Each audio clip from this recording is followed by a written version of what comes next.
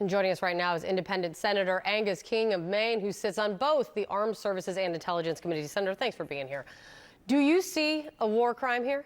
Glad to be with you, Kate. It's all about the facts, Kate. The law is clear. If the facts are as have been alleged, that there was a second strike specifically to kill the survivors in the water, that's a stone cold war crime. It's also murder. So the real question is, who gave which orders, when were they given, and that's what we're going to get to the bottom of in the Congress. As you point out, a bipartisan interest in this. Roger Wicker, the chair of the Armed Services Committee, has said we're going to dig into this. So it's really a factual question. The law is totally clear. Which means it is knowable, it is gettable. This can be resolved rather than it being a matter of perception. Your point is this will be figured out and decided? Yes, ma'am. I think we're going to see some interviews of people up and down the chain of command. The question is, what order did the Secretary of Defense give, and how was that executed? And we're going to be talking to people, as I say, all the way up to the top of the chain of command and down to the people that actually triggered that attack. So it's a very serious matter, Kate. And ironically, this comes at this moment where we've just been through this hysteria at the Pentagon about Mark Kelly and others advising soldiers that they should not follow illegal orders. And here's an example of just what the concern was that provoked that video. And what will the Congress do? What do you? I know I'm making an assumption. If you go ahead and work through this hypothetical, and there are facts here that you say that the law is clear, what can and will the Congress do you think, if a war crime is found?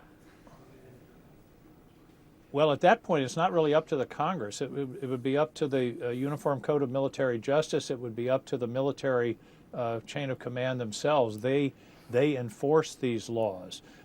Conceivably, it could be a criminal case in the American court system, but I would think that this would be handled.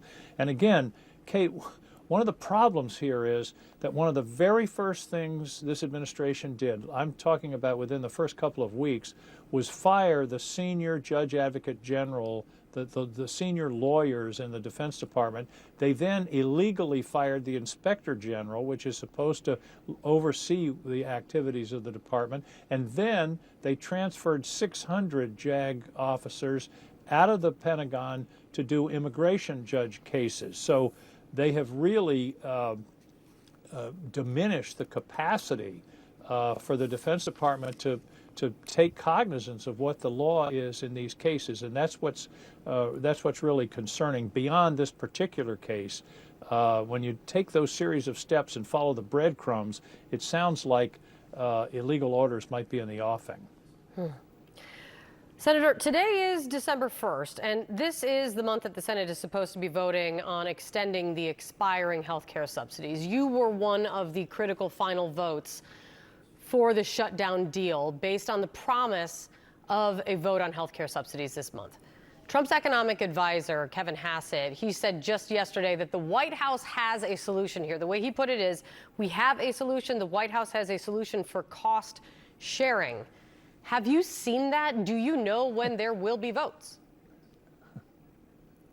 Well, I laughed when you said that, because I've been waiting for Donald Trump's health care plan for about, I think, 10 years, 9 years. It's going to be a big deal. In 2 weeks, we're going to have the plan.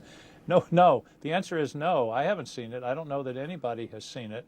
And the problem is we don't really have the time to talk about a major new plan, a new alteration of the Affordable Care Act, new kinds of the way the money will be handled. These tax supports expire automatically at the end of this month. Automatically, they just disappear. Congress doesn't have to do anything. So my view is what we ought to do is extend them for a year, and then we can talk about various options to deal with what are perceived to be the problems with the enhanced tax credits or the Affordable Care Act. But to try to do something brand new and significant in the next 2 weeks, next 3 weeks, I think is impractical. And I suspect the White House knows that too. Simplest thing, extend for a year, and then let's have a debate about where the provision should be, what the rules should be, whether there should be reforms. We can do that, but we can't do it in the next couple of weeks. Yeah, to say that these are critical weeks before the new year when it comes to the tens of millions who are facing these skyrocketing healthcare costs, I guess would be an understatement right now. But everyone is watching the Senate. Go ahead, Senator. Kate, let me add something there. It's important, as you note, that the deal to end the shutdown involved a guaranteed vote by the majority leader, which is very unusual, for a bill that the Democrats will draft. That was the deal. That was the agreement. So around a week or so from now, a week and a half from now, there will be a vote. It will be a vote on a bill that the Democrats advance. Now, put the White House aside for a moment. There are bipartisan discussions going on. They're sort of talking around the edges of this about a much less ambitious set of reforms. But we're going to get that vote, and then people will know exactly where the members of the Congress stand on whether these exorbitant premium increases are going to go into effect, affecting millions and millions of Americans and knocking a lot of people off of health insurance altogether. Senator Angus King, thank you for your time, Senator. Sarah. All right.